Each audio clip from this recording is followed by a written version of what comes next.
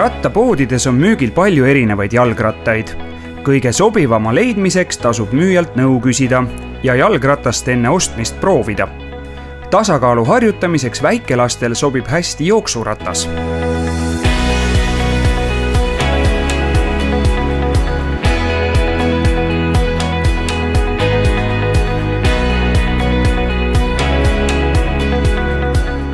Laste ja noorte jalgrattad on saadaval erineva suurusega.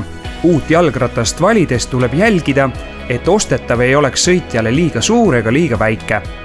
Õiges suuruses jalgratast on palju lihtsam valitseda, mis teeb sõitmise mugavaks ja turvaliseks.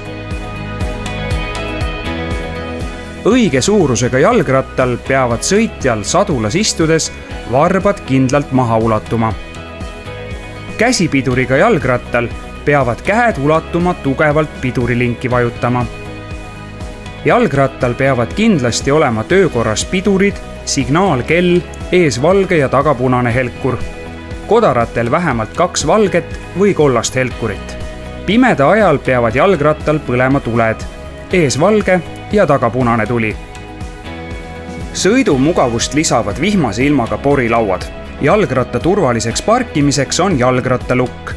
Kaasa võetud asju on mugav hoida rattakotis või pakiraamil. Selleks, et ratas võimalikult kaua korralikult töötaks, tuleb oma ratta eest ka hoolt kanda. Jalgratas hoia puhtana.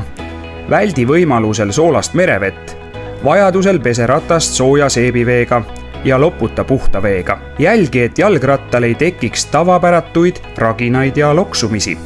Vajadusel pöördu spetsialisti poole. Kindlasti tuleb ratas puhastada ja hooldada enne talveks ärapanemist.